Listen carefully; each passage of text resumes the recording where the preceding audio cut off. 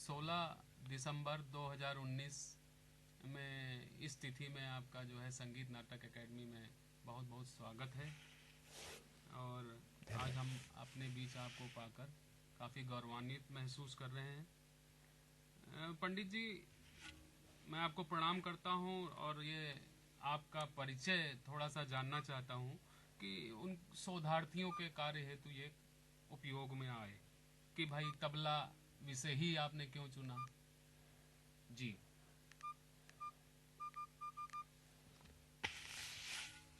मेरा जन्म तो वैसे विषय ही आपने क्यों चुना? मधुबनी जी।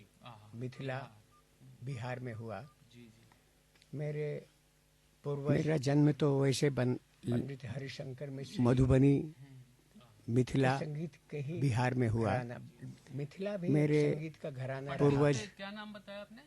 पंडित हरिशंकर मिश्र जी। पंडित हरिशंकर मिश्र जी जो संगीत के ही घराना, मिथिला भी एक संगीत का घराना रहा है।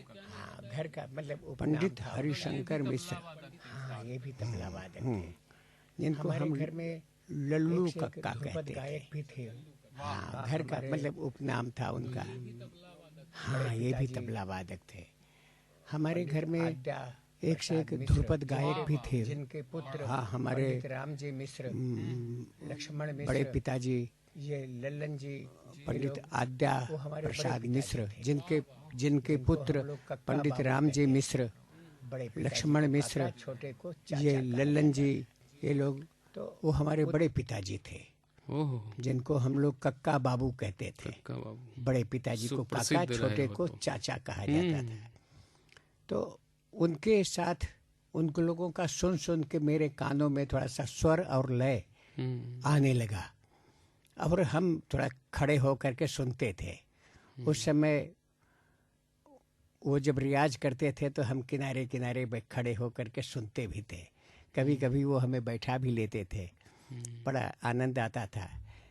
तो इस प्रकार से हमारे कानों में संगीत का मतलब पुट कानों में पड़ा, और संयोग से हमारे बहनोई पंडित बद्री महाराज जी, काशी निवासी। अच्छा। हाँ, हमारे बहनोई थे। पंडित गामा महाराज। हाँ, वो अपने समय के, नाम तो उनका कुछ और बाद में पता लगा, लेकिन जैसे उपनाम होता है ना, लोग उस नाम से पुकारते हैं। तो गामा महाराज। हाँ, तो उस समय जो उनका तबला वादन था बड़े जोरदारी का और बनारस के हिसाब से, तो उस समय गामा पहलवान भी आया करते थे। मतलब कुश्ती, बनारस में कुश्ती का भी बड़ा शौक रहा है, परंपरा में। हाँ, परंपरा में है, वहाँ अखाड़ा भी है। हम लोगों को भेजा जाता था उस पे जाओ। हाँ, तो कभी कभी जो वहाँ के उस्ताद थे, वहाँ के भी उस्ताद होते हैं, वो ऐसा दबा दे हमको कि हमारी प्राण निकल जाए। तो खैर, तो गामा पहलवान भी आते थे, तो उनका तबला वादन सुन करके लोग कह रहे यार ऐसा बजावत हुआ जैसे गामा पहलवान जैसे। अब वो छोटे कद के भी थे भी मतलब गामा पहलवान की पहलवानी नहीं। हाँ, संगीत मशहूर था। और हम वो दोनों बहनों ही हमारे बनारस के थे। पंडित बिक्कू महाराज, दरगाही मिश्र, ये गामा महाराज जी के पूर्वज।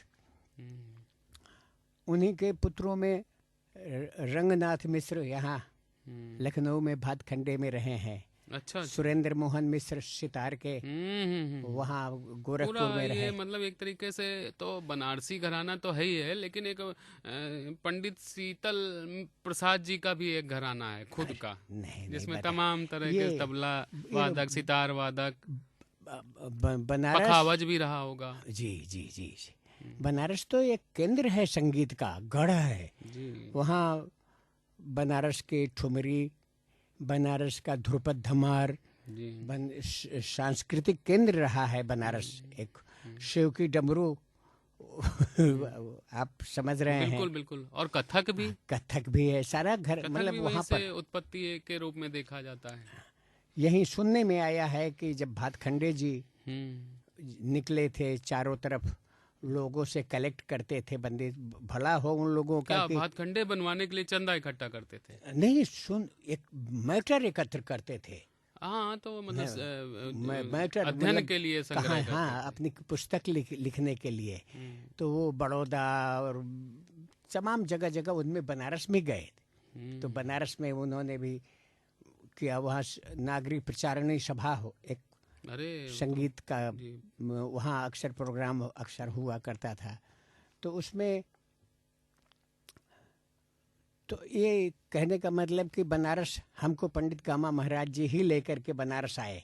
कुल मिला के और संयोग से हमारे जीजा जी जो पंडित बद्री महाराज जी थे, हमारी बहन, सगी बहन, उनका बड़ा पुत्र नहीं रहा। अच्छा। तो वो थोड़ा विक्षिप्त हो गई थी। तो हम छोटे से थे उस समय, 5-6 साल की अवस्था थी हमारी। तो हमको ले करके बनारस आए और वहाँ हमारी बहन ने, छोटी बहन ने हमको बुलवाया और वहाँ रह करके थोड़ा प्राथमिक शिक्षा हमको पंडित बद्री महाराज जी ने हमारे तबले पर हाथ रखाया। क्या बात। ये तो इस प्रकार से हम बिहार से, मधुबनी बिहार से हम लखनऊ आए। लखनऊ का बड़ा भारी ऋण है मेरे ऊपर। जी जी। जो कि बाहर निकले तो कई कलाकार वहाँ रह के बिहार में रह गए, वहीं के रह गए। मेरे पिताजी बड़े अच्छे गायक थे लोक संगीत के, लेकिन वो चूंकि चोरी चोरी गाते थे। हमारे पिताजी, हमारे बाबा जो थे तहसीलदार थे उस समय के। कहाँ के?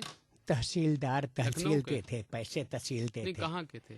वो है मधुबनी के। अच्छा, मधुबनी। घोड़े की सवारी करते थे वो, घोड़े पर चलते थे। उसी पर उस समय चांदी का मिला के शाही खानदान में ईश्वर की दया से, गुरु कृपा से।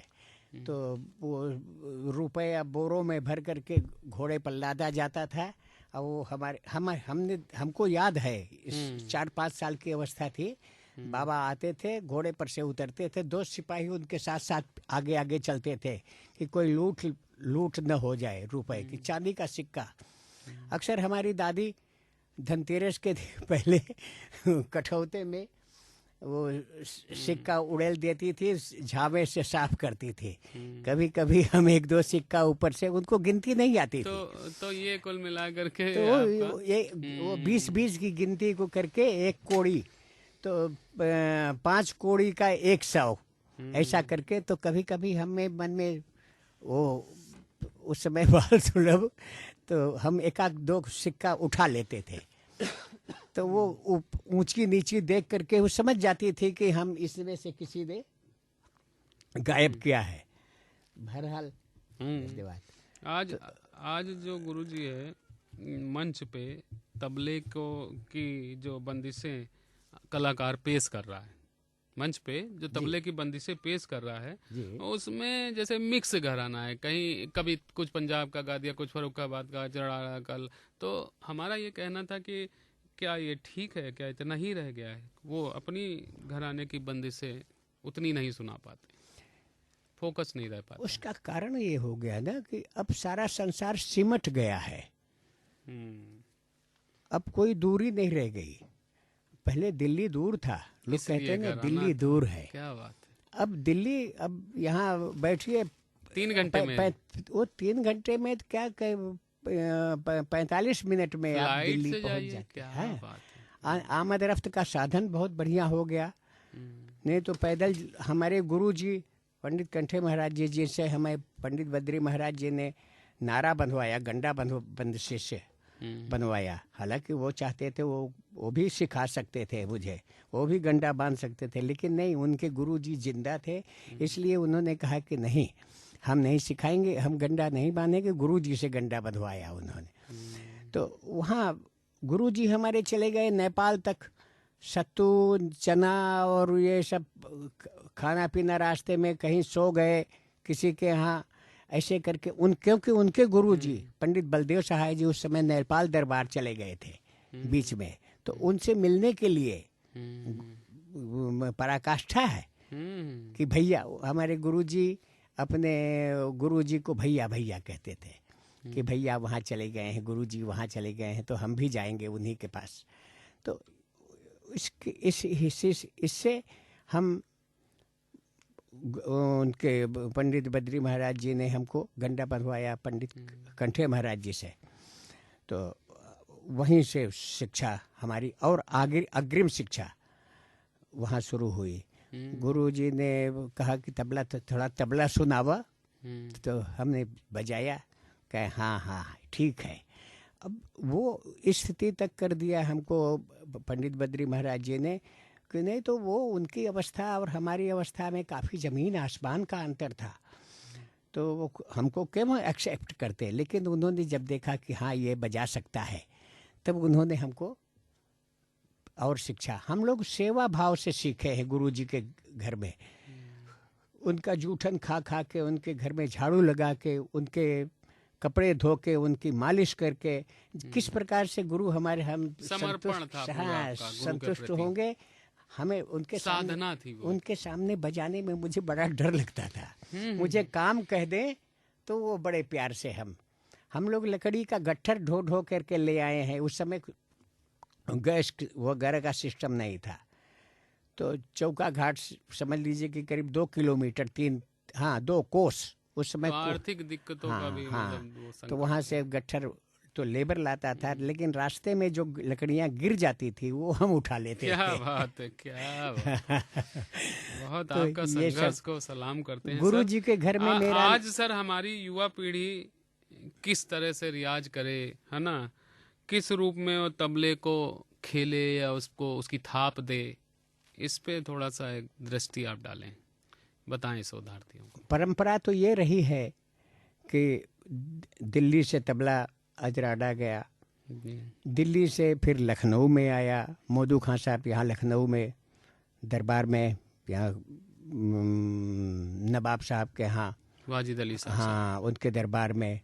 तो उस यहाँ लखनऊ से फिर फर्रुखाबाद गया, दिल्ली से अजराड़ा के उस्ताद तो गए। ये दिल्ली से लखनऊ आया, लखनऊ से फिर फर्रुखाबाद गया।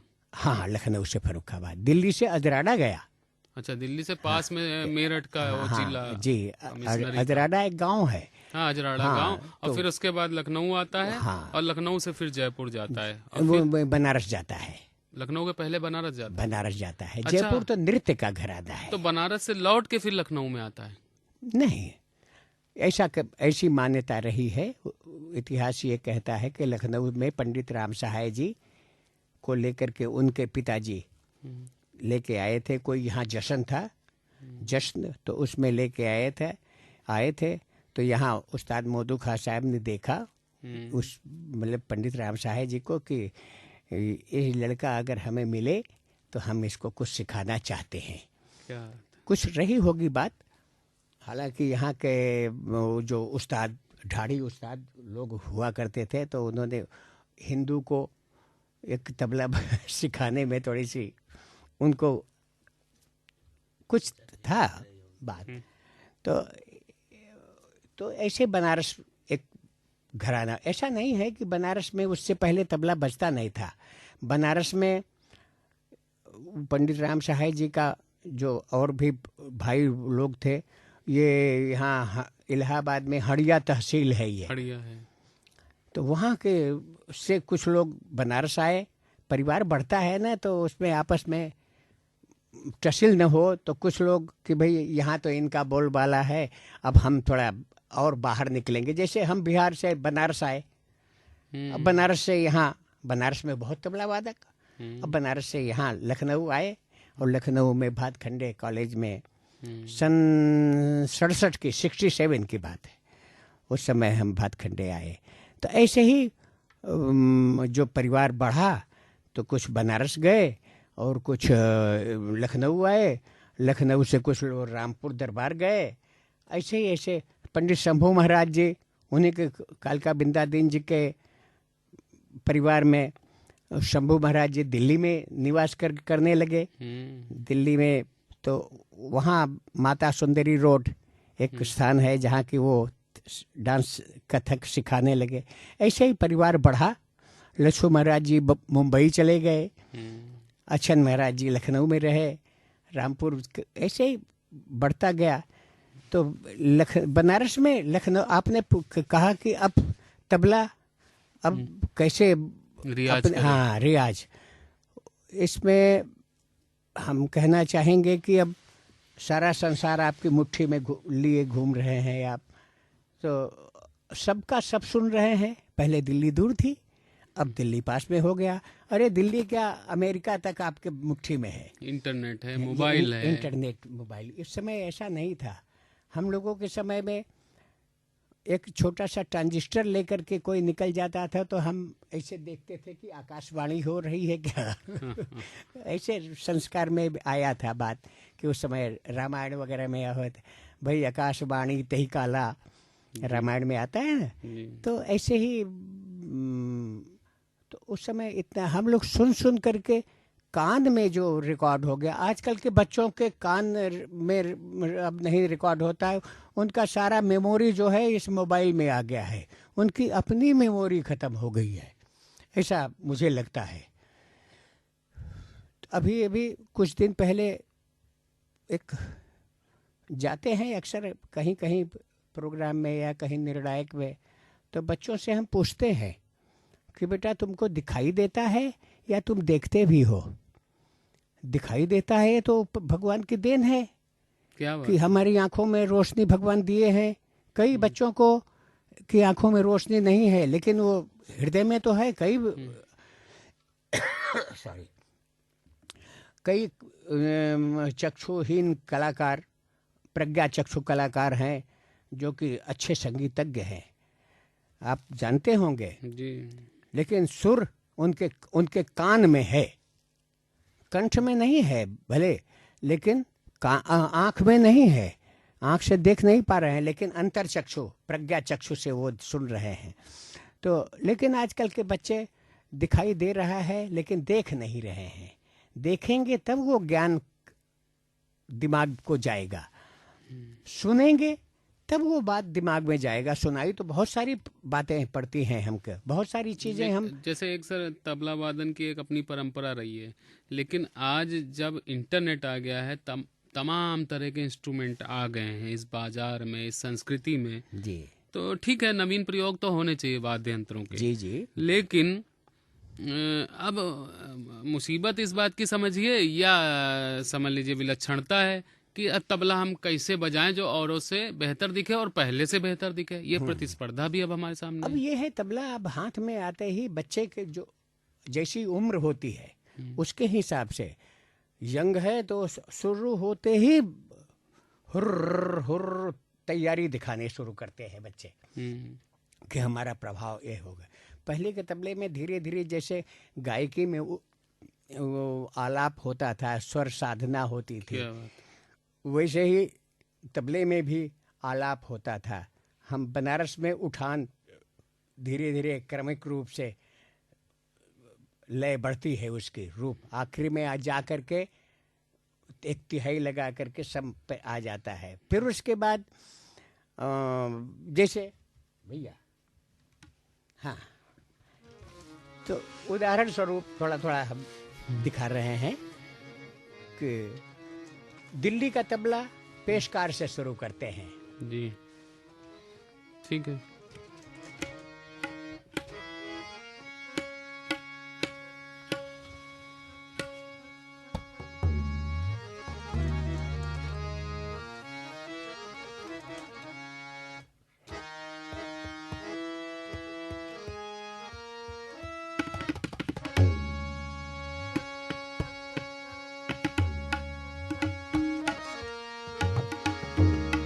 वाह,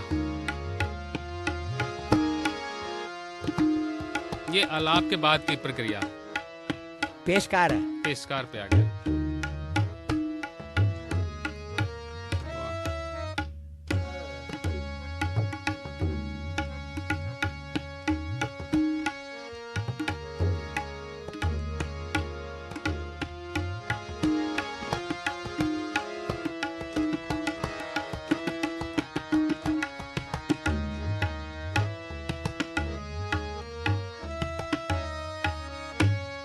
पेशकार से शुरू करते हैं बनारस दिल्ली में जी, और धीरे धीरे लय बढ़ती है और उसमें प्रयोग करते हैं।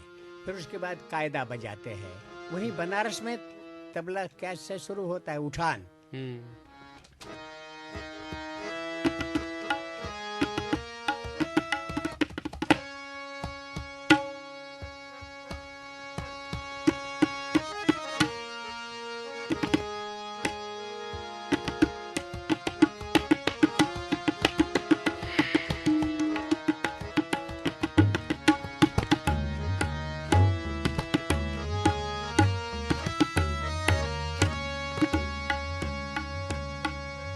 वाह।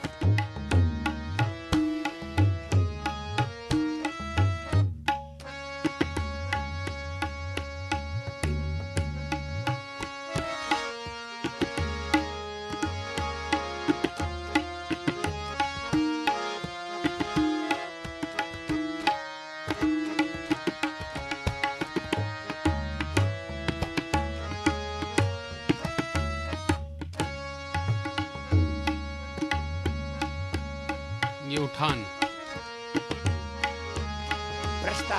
प्रस्तार पे आ गया।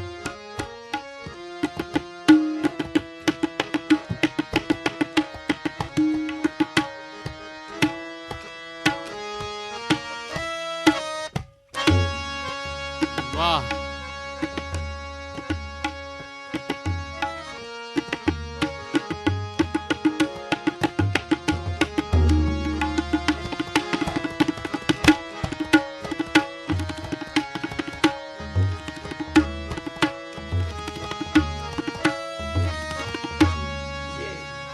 शुरू हुआ।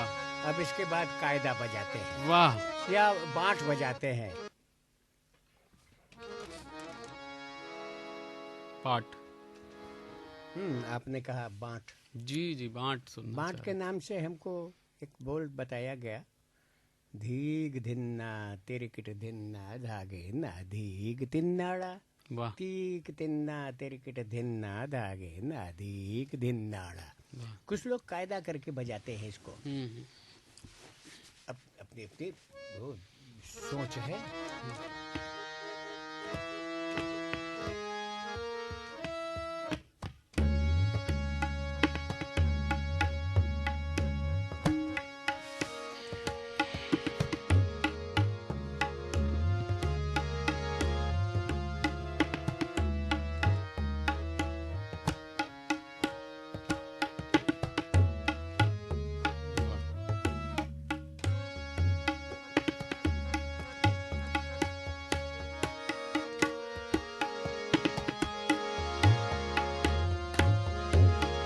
हमको सीधा सीधा सिखाया गया जी, जैसा मैंने पहली बार अभी बजाया था। जी जी।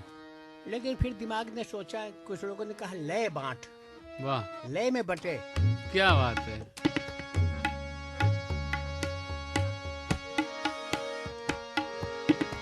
अब ये बांट जो है लय में बट रही है। वाह।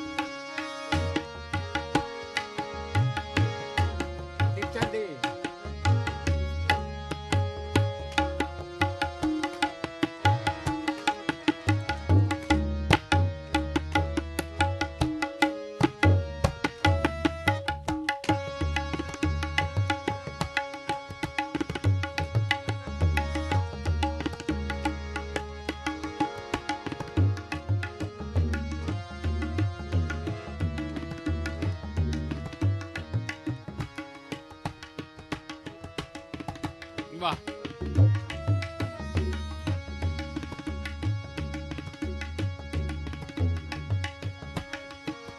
वाह,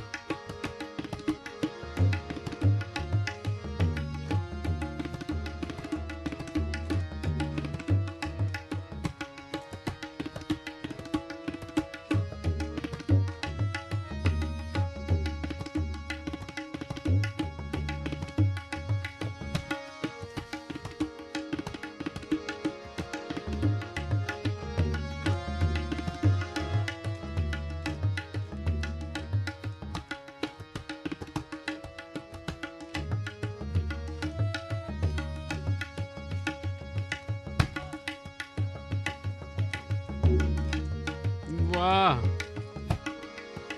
आनंद है।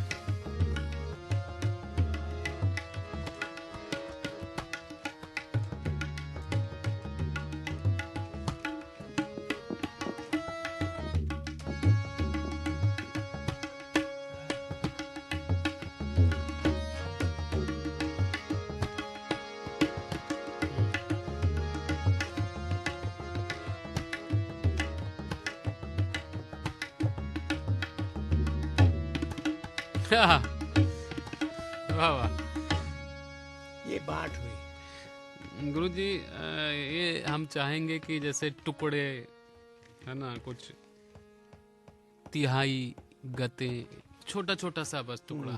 अभी तिहाई एक बजाया मैंने। बड़ी लाजवाब।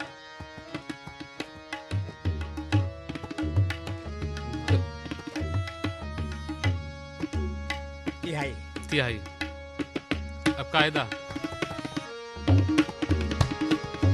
वाह,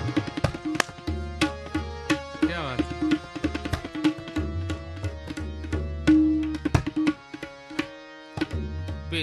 पेशकार भी। अपना जहाँ स्थान देखे वहाँ करके सम पर आ गए। वाह,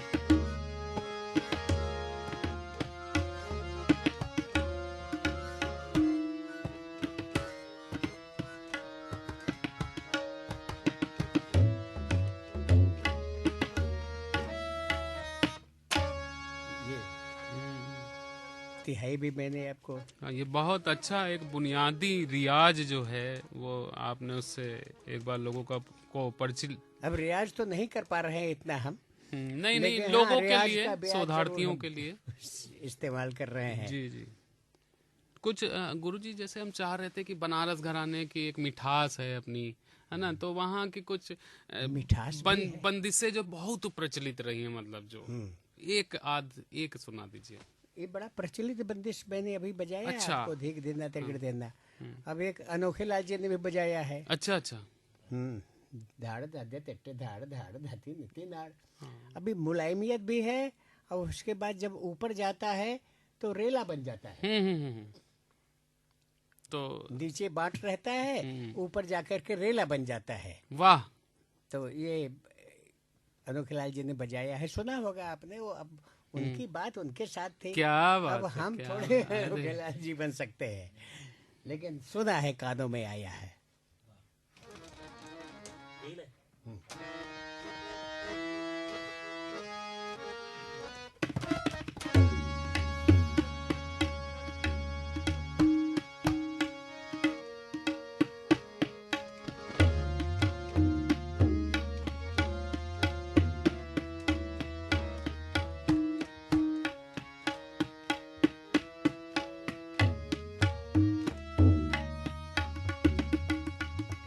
वाह।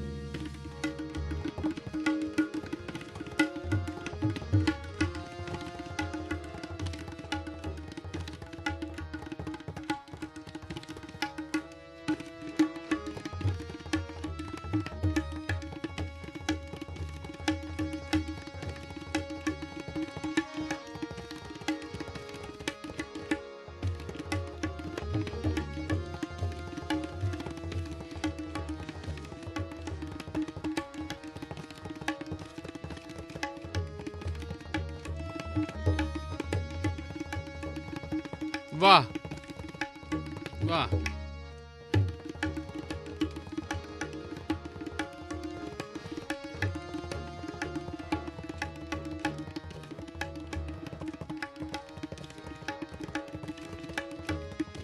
वाह महाराज बोलिए।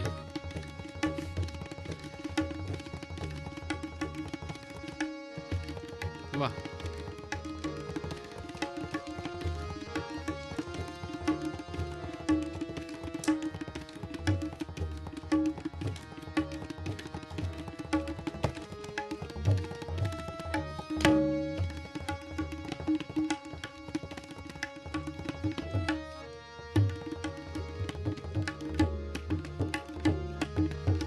वाह वाह,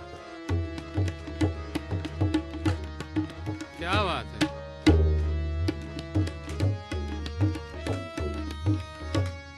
वाह वाह महाराज, वाह महाराज बोलिए। गुरुजी, तबले की अपनी एक विशेषता रही है, उसकी बंदिशें लोगों के दिमाग में गूंजती हैं। तो आपने अभी ये बता ही दिया कि युवा पीढ़ी किस तरह से रियाज करे, है ना, और उसका प्रस्तुतिकरण कैसे हो, है ना। तिहाइयाँ भी थी, गते भी थे, टुकड़े भी थे।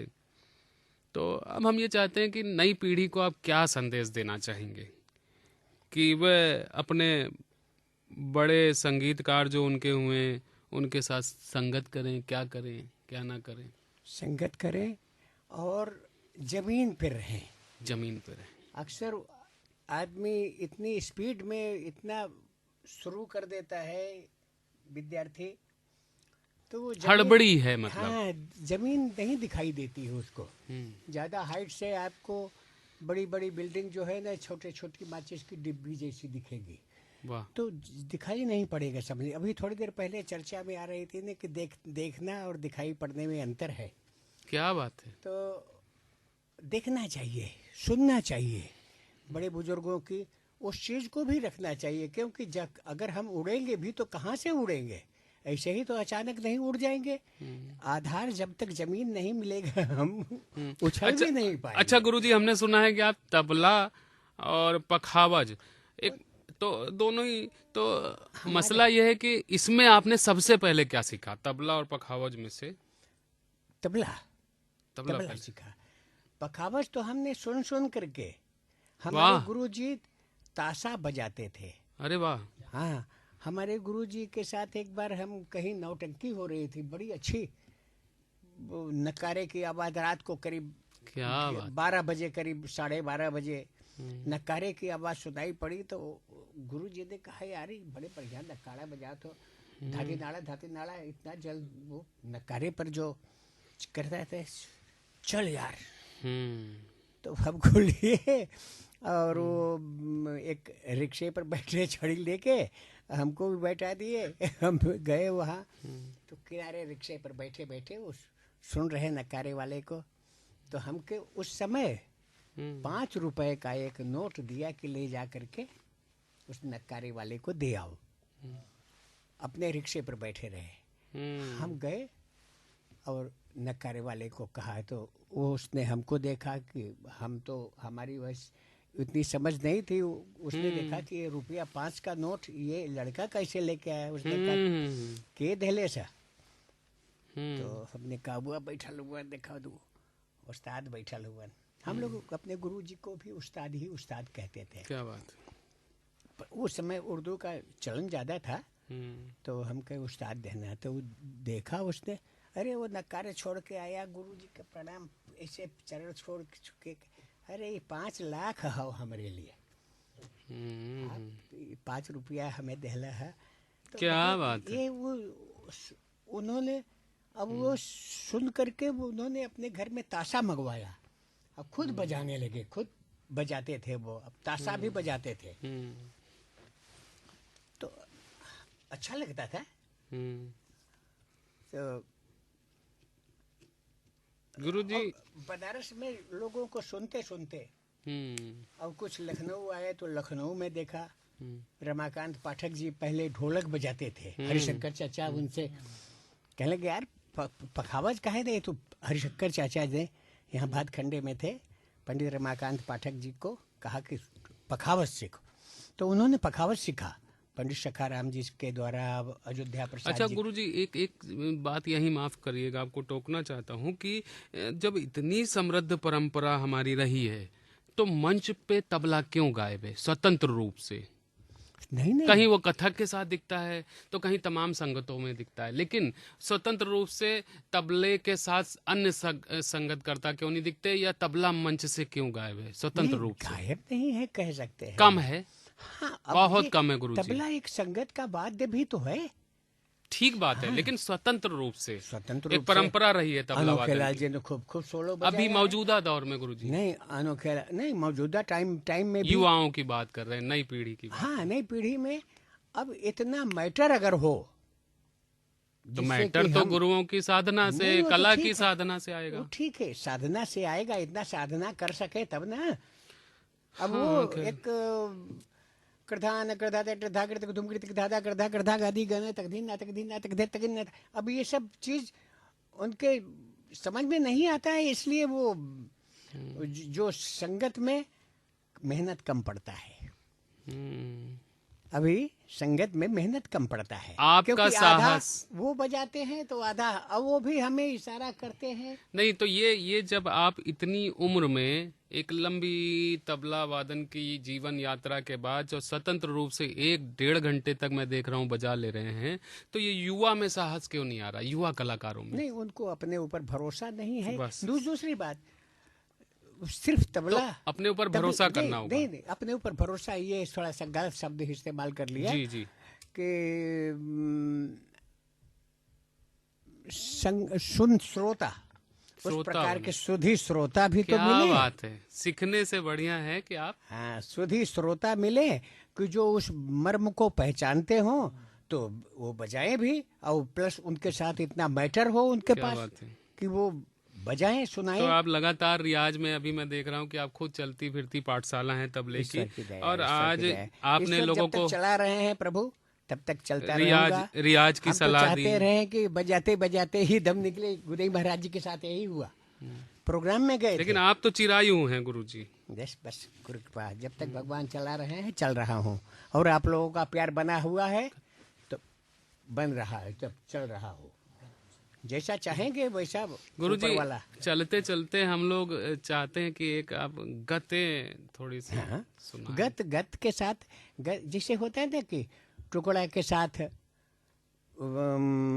चक्करदार आता है, क्या बात, गत के साथ फर्द का नाम भी जुड़ता है, फर्द कायदा के साथ रेले का नाम भी जुड़ता है। क्या बात, तो ये मतलब हमजोली है। हाँ, होता है ना, जो चीज एक दूसरे के पूरक हैं। हाँ, एक दूसरे के पूरक है। जी जी। तो गत के साथ फर्द भी मैं सुनाऊंगा आपको। क्या बात है, सौभाग्य है हमारा, ये संगीत नाटक अकेडमी का सौभाग्य है।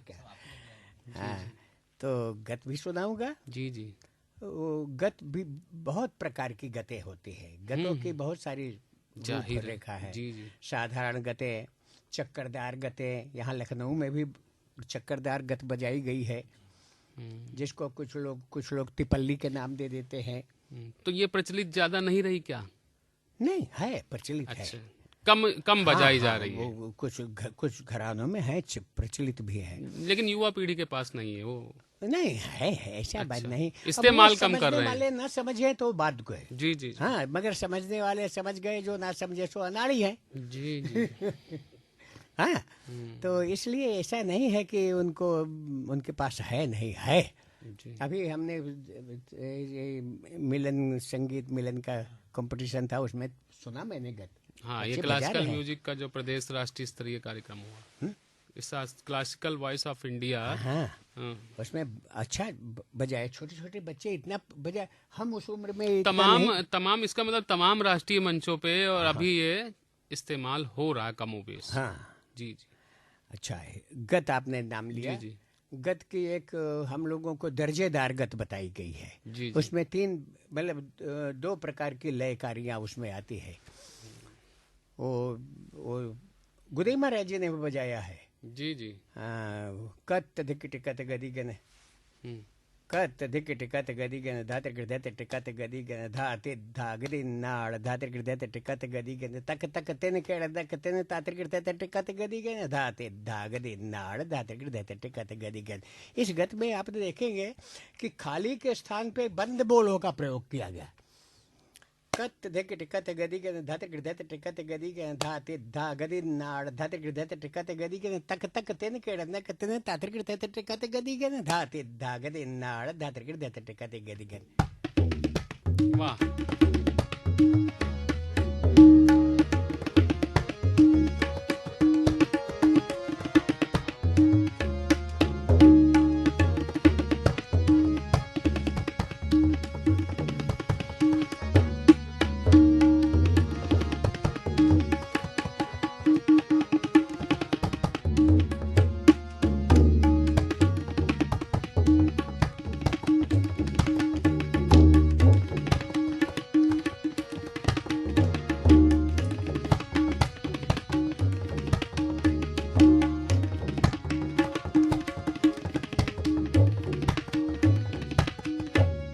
एक तो ये गत है, जी जी। दो प्रकार के लय है।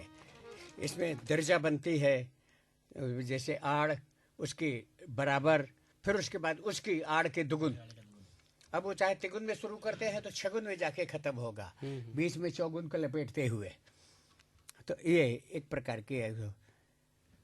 एक साधारण गते हैं, धन कृधिन धा गड़ नग धन तक धगे तिट घड़ा न धगे नग धन तक तेरे किडे तक ता तेरे किडे धन गिने धा गिने धन गिने धा गिने धन गिन।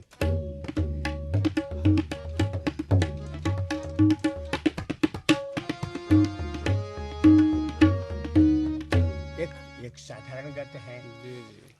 और कुछ गते हैं, यहाँ लखनऊ में आके मैंने सुना, ध्यान दिया, तो उसमें एक है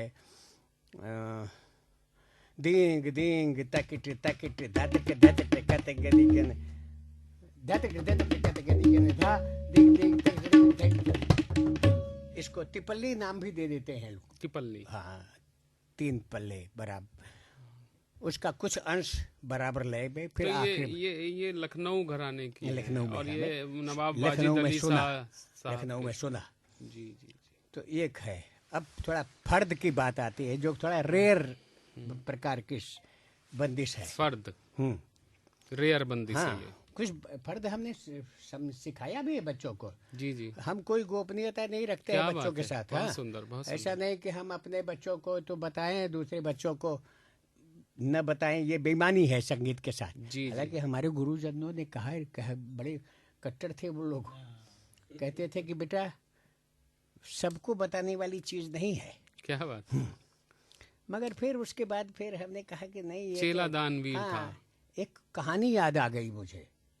एक संत थे, उन्होंने अपने शिष्य को एक मंत्र दिया कि ये मंत्र पढ़ोगे तो तुम सीधे स्वर्गलोक पहुंचोगे शरीर छोड़ने के बाद। तो उन्होंने कहा कि ये अगर ये मगर ये मंत्र सबको मत बताना, नहीं तो वहाँ बड़ी भीड़ हो जाएगी। क्या बात। मगर कुछ शिष्य कुछ ऐसे निकले कि उन्होंने कुछ और ऊपर की, क्योंकि उनके गुरुजनों ने उनको एक समझाया रहा होगा, तब उन्होंने कहा ऐसी बात।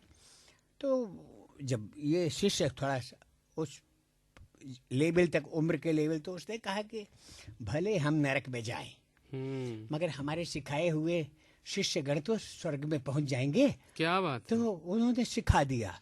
बात पहुंचते पहुंचते गुरु के पास पहुंची कि ये आपका एक शिष्य है, बड़ा वो सबको वो मंत्र बता रहा है जो आपने गोपनीय रखने को बताया था। वो आए बेचारे, उस समय के ऋषि मुनि जैसे लोग थे ना, शंकराचार्य सुना कि अपने जीवन काल में ही 4 धाम की स्थापना कर दी, पद यात्रा करके। कैसे? इच्छा शक्ति से। वो आए, उन्होंने कहा कि अब बदखबरा, तुमको मैंने मना किया, तो सीधे नरक में जाएगा। तो उसने कहा गुरुजी ठीक है, हम नरक में जाएंगे, मगर ये सब बच्चे तो स्वर्ग में जाके देख ले। वो सोच है आदमी की जी। एक उम्र हो आने के बाद सोचता है। तो इसलिए हम बच्चों को भी बड़े हिसाब से समझा देते हैं। अब ये फर्द वो ऐसी रचता है जैसे कि खुली मुदी, खुला बोल और बंद बोल। किसी गतों में आपने देखा होगा कि गत में ही खुली मुदी है, तो फर्द में एक ऐसी रचना है जो कि खाली के समय खाली दिखता है उसमें जी। उसकी वो फर्द नुमा है। वो जैसे तिटकृधान धगे तिट तागे तिट तिट धिट धगे तिट धिट त्रिगन नकिट तगे त्रिगन नकिट तगे तिट कत कथा। अब त्रिगन नकिट तगे तिट कत कथा ये बोल बता रहा है कि ये खाली का अंश है। त्रिगन नकिट तगे तिट कत कथा ये खुला बोल है। त्रिगन नकिट तगे तिट कत कथा कृधा तिट तिट। अब यहाँ से बोल खुल रहा है। कृधा तिट तिट त्रिगृत कथा दीर्घ तिट कृधान धगे तिट तागे तिट तिट धिट धगे तिट धिट त्रिगन नकिट तगे तिट कत कथा कृधा तिट तिट दीर्घ कथा दीर्घ तक।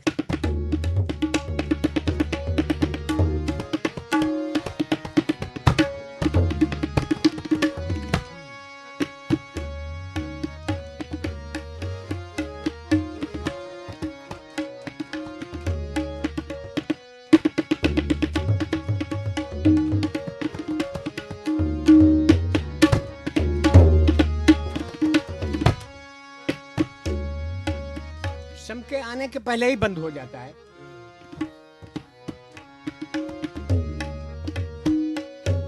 ये फर्द की ये रूपरेखा और गत की रूपरेखा ये है। धा तिट तिट धगे तिट घड़ा न धगे तिट तिट कृधा तिट घने तिट घने नता तिट ता तिट कृधा तिट तिट धा तिट धगे न धगे न त्रिगृत ता दीर्घ धा।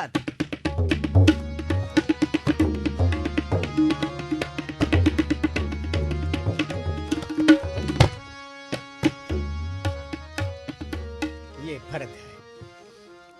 बहुत शानदार। अब ये फर्द जो है ना एक प्रकार की रचना में दिख रहा होगा कि बड़ा ओजपूर्ण और खुले दाहिने का लौ का थाप का प्रयोग होता है। चाट से नहीं बजाने वाली चीज है। फर्द वगैरह चाट से नहीं बजती। अब कुछ बच्चे होते हैं कि वो सब चाट से बजाएंगे ऐसे आनंद ही नहीं देगा। गुरुजी आपने जो है नई पीढ़ी को रियाज करने के बुनियादी तौर तरीके, उसका प्रस्तुतिकरण है ना, और बनारसीपन की जो मिठास आज इस स्टूडियो रिकॉर्डिंग में आपने घोली है, तो ये निश्चित ही ये सौदाहरण के लिए जो है अमूल्य होगा। हम इस पावन स्मृतियों को एसएनए के लिए एक रचना हमें जी मैंने देखा कि बनारस में सितारा जी डांस करती थी। वाह। उनके साथ दुर्गा प्रसाद पांडे जी उनके जी। भाई थे जो पढ़त करते थे बड़े ओजपूर्ण ढंग से। तो वो देख करके मुझे लगा कि ये नवग्रह है इसमें। धरि धा कृधा दिन ता कत धिकिट धा घेने धा धागे दिंगिता धादिन ता घेने तुना तकड़ित गा तकड़ित धाति धा तकड़ित धाति धा तकड़ित धाति धा। अब इसमें 9 बोल हैं भिन्न भिन्न प्रकार के। धाति धा कृधा दिन ता कत धिकिट धा घेने धा धागे दिंगिता धादिन ता घेने तुना तकड़ित गा तकड़ित धाति धा। इसी की तिहाई है। जी जी वाह। नाचती थी सितारा देवी। तो सर ये जो आपने अभी वाचन किया ये थोड़ा सा सुना के ताल पे ये थोड़ा सा दिखाएं। धति धा कृधा दिन ता कत धिकिट धा घेने धा धागे दिंगिता धादिन ता घेने तुना तकड़ित गा तकड़ित धाति धा तकड़ित धाति धा तकड़ित धाति धा। वाह। अब हमको पढ़ने में थोड़ा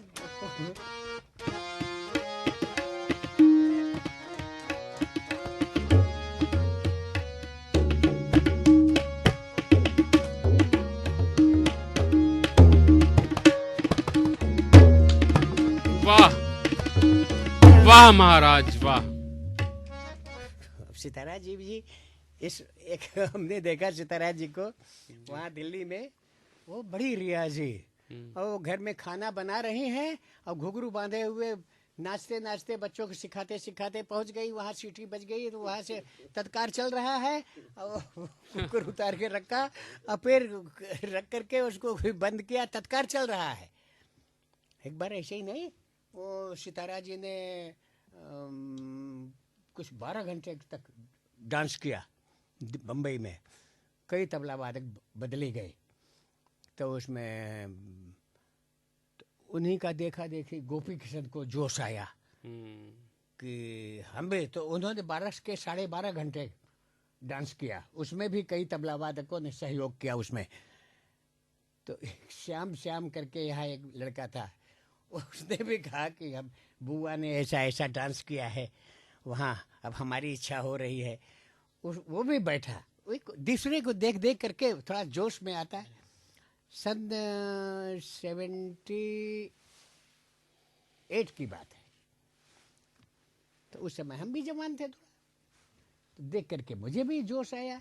यहाँ एक जगह है कृपालीश्वर संस्थान, सुभाषा मिश्रा जी का एक स्कूल चलता था वहाँ, तो वहाँ कई कलाकार लोग आकर के अपना प्रोग्राम करते थे, हम लोग भी जाते थे।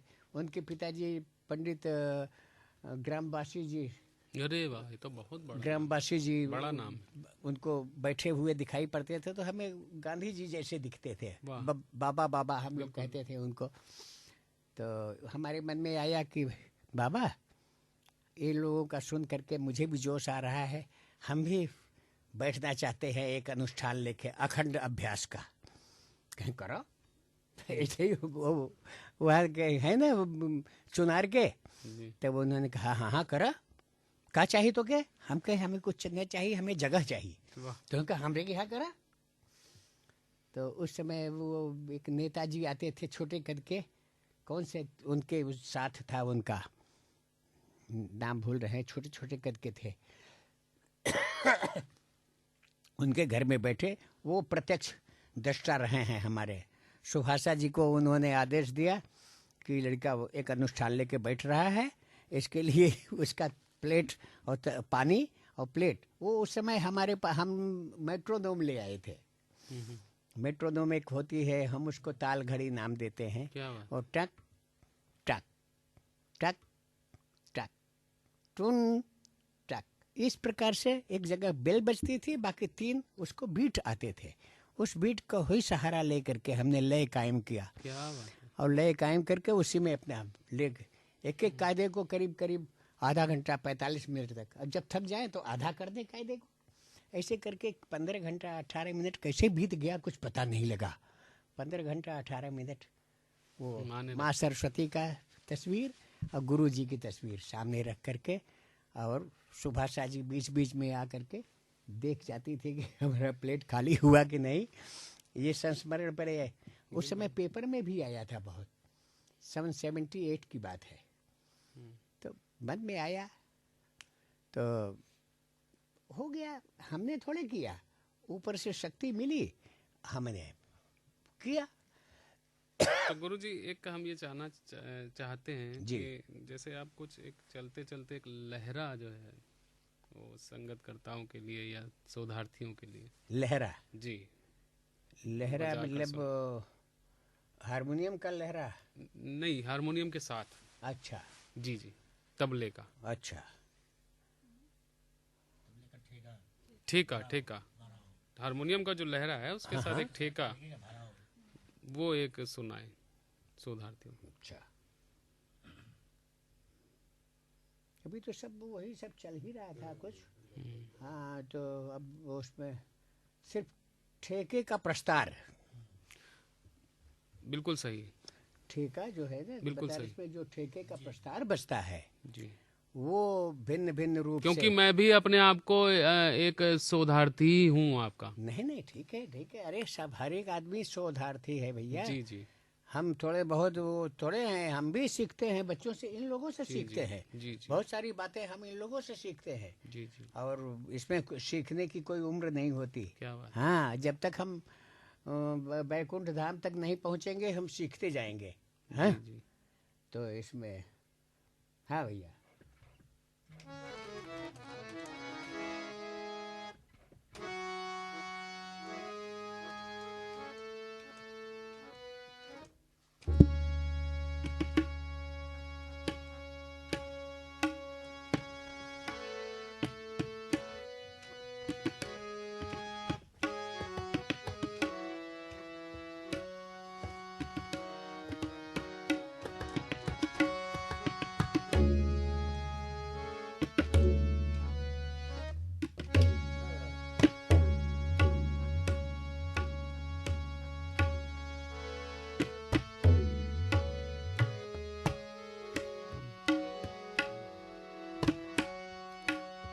कृष्ण महाराज जी कहते थे जैसे गाने में आलाप होता है वही स्थान तबले में प्रस्तार का है। जी जी।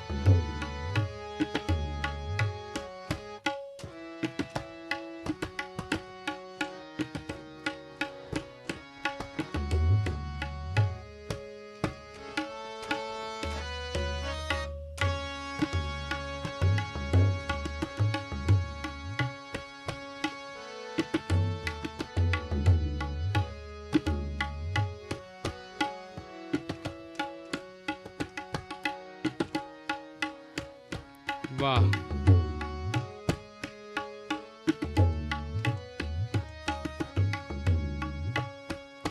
क्या बात है।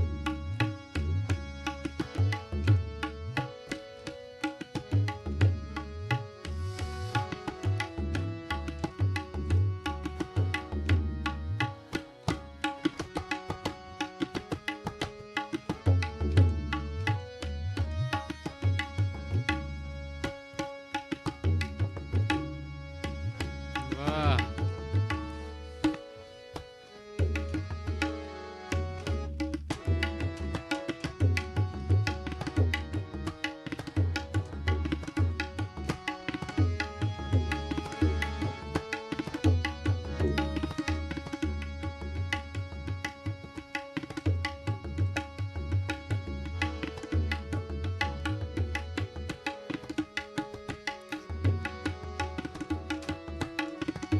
वाह,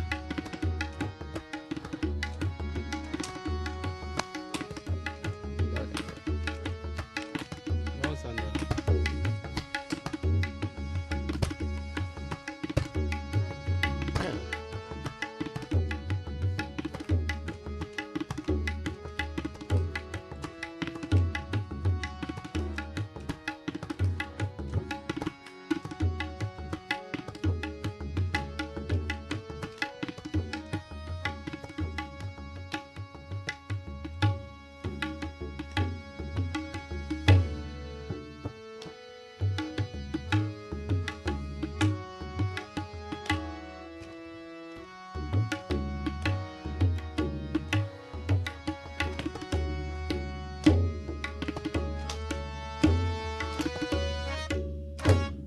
वाह,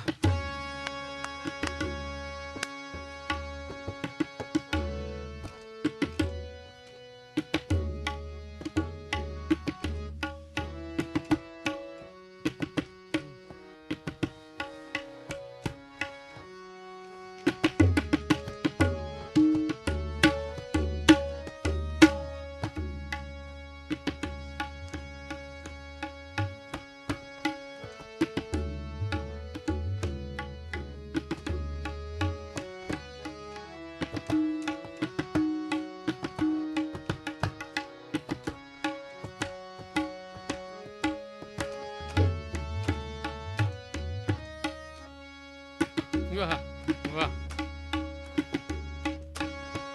क्या आनंद आ गया।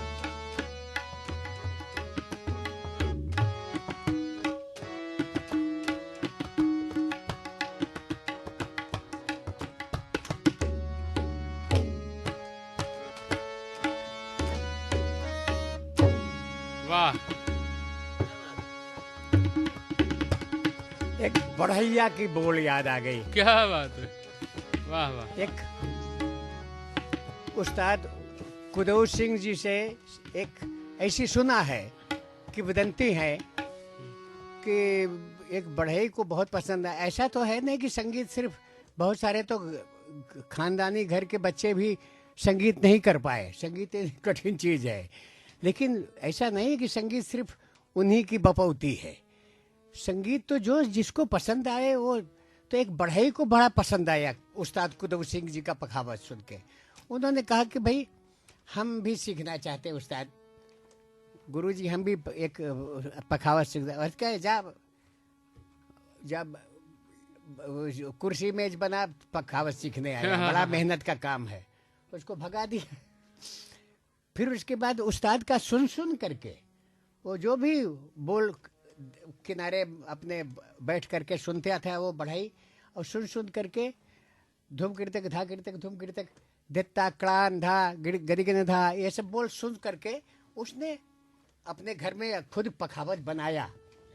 बना करके उसने बजान थोड़ा कुछ उल्टा सीधा बोल, तो उस ऐसी रचना उसने बजाया। और कहीं कहीं लोगों ने पूछा, कहीं बजाया उसने भी, तो लोगों ने सुना कि अबे उन लोगों की भाषा है, माफ कीजिएगा अभी मुख से निकल गया, क्षेत्रीय भाषा है। हाँ, तो तीसरी भाषा। तो उसने कहा भाई कहाँ सीखा है तूने? कहे उस्ताद, कान पकड़ के कहा उस्ताद कुदौ सिंह जी से सीखा है।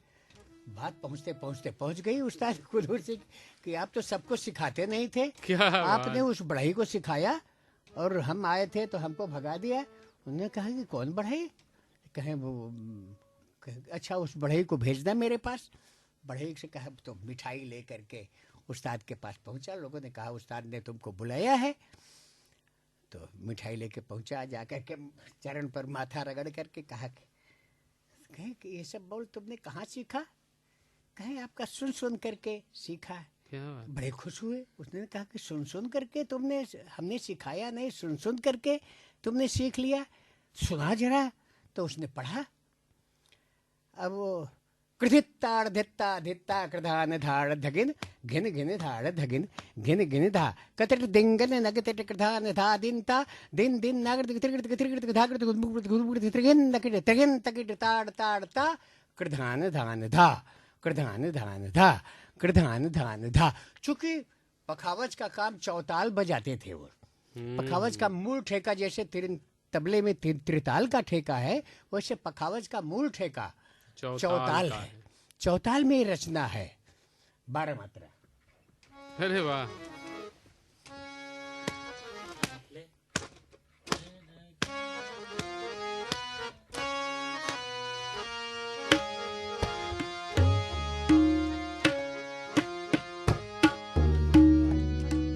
अब इस ताल को हम थाप से बजाएंगे, क्योंकि अब ये धा धा दिनता खिड़धा दिनता पखावज का ठेका है। तो अब इसको हम चाट से बजाएंगे तो वो आनंद नहीं देगा जो उसका नेचर है। हर एक ताल का नेचर होता है। अब दादरा का नेचर चंचल प्रकृति का ताल है। अब ध्रुपद का ठेका चौताल ये गंभीर प्रकृति का ताल है। हाँ,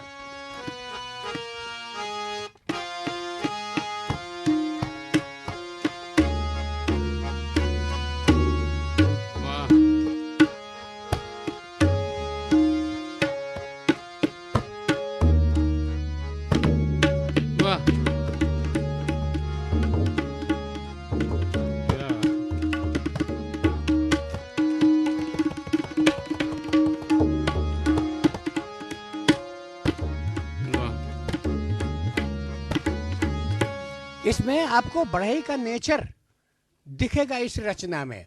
अब देखिए शुरू होने की जगह क्या है, सम से नहीं शुरू हो रहा है। कृधित्ताड़ धित्ता धित्ता आता है सम पर, शुरू हो रहा है पहले से। कृधित्ताड़ धित्ता धित्ता कृधान धाड़ धगिन घिन घिन धाड़ धगिन। अब वहाँ बोल छोटा हो रहा है, जैसे नेचर होता है बढ़ई का कि कहीं से ये चीज गड़बड़ सिट तो लकड़ी को छील करके उसने मर पच्चड़ मार देता है। कृधित्ताड़ धित्ता धित्ता कृधान धाड़ धगिन, यहाँ तक तो बराबर चला। कृधित्ताड़ धित्ता धित्ता कृधान धाड़ धगिन घिन घिन धाड़ धगिन घिन घिन ता कतर दिंगन नगतर कृधान धा दिन ता दिन दिन। अब यहाँ दिन दिन नागर धागर धुकर धुकर त्रिगिन तकिट त्रिगिन तकिट ताड़ ताड़ ता कृधान धान धा कृधान धान धा कृधान धान धा कतर दिंगन नगतर कृधान धा दिन ता। अब बनाने वालों ने और थोड़ा सा उसका विस्तार कर दिया, तो ये है बढ़ैया।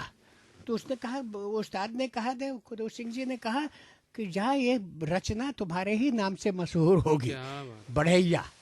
तो ये थोड़ा रेयर बंदिश है। अब यहाँ चूंकि यहाँ धरोहर है, अकादमी इसको कर रही है, तो इसलिए कुछ बच्चे सीखेंगे समझ। क्या बात। हाँ, तो इसलिए दिमाग में आई बात, तो इसलिए इसको करना है। तो गुरुजी हम लोग बहुत अभिभूत हैं आपको अपने बीच पाकर, आपको सुनकर एक बार फिर है कि एक आदमी मुझे लगता है मैं संध्या वेला में अकादमी ने हमको याद किया और हमें बुलाया। ठीक है, हमें अच्छा एक समय था कि जब पंडित हनुमान प्रसाद मिश्र जी के सारंगी के साथ हमको यहाँ संगत करने का सौभाग्य मिला था। यानी आप ड्यूटी पंडित के जी गिंडे जी के साथ संगत करने का अवसर मिला। कई ऐसे संस्मरण हैं हमारे पास जो कि उनके साथ, और उन्होंने मुझे एक्सेप्ट किया। गिंडे जी के साथ तो मैंने पखावट बजाया। आकाशवाणी ने हमसे कहा कि आप अप्रूव नहीं है, वो नहीं बजा सकते, मगर कहने लगे नहीं यही बजाएंगे। पागलदास जी ने मुझे असगरी बेगम जी के साथ बैठा दिया पखावट लेके कनक भवन में कि असगरी बेगम के साथ ध्रुपद में तुम बजाओगे। तो हमने कहा ये है यहाँ तमाम पखावज, कह नहीं वो अपना सुनाने लगेगा, असगरी बेगम जी के साथ तुम बजाओ। बुजुर्ग महिला वहाँ से के थी ना, कहाँ की थी, आई थी, तो वो ऐसा मौका मिला पखावज भी संगत करने का। यहाँ गुदई महाराज जी के साथ वंदना सेन आई थी कलकत्ते से डांस करने तो उनके साथ वंदना सेन जी ने कहा कि मुझे पखावत चाहिए, तो उस समय अवस्थी साहब थे हमारे यहाँ, तो उन्होंने मुझे बैठा दिया। नहीं, सुरेंद्र शंकर जी अवस्थी, हाँ अवस्थी जी थे, तो उन्होंने मुझे भेज दिया। तो हालांकि गुदई महाराज जी ने मुझे बजाने नहीं दिया ठीक से, मगर बीच बीच में हम अपना अब गुदई महाराज जी तो हमारे मामा श्री लगते थे, तो इसलिए चुप रहे, चुप हाँ चलो ना। तो गुदई महाराज जी के सामने हम क्या, हमारी क्या औकात है, उनके साथ बैठ गए यही बहुत बड़ी बात है।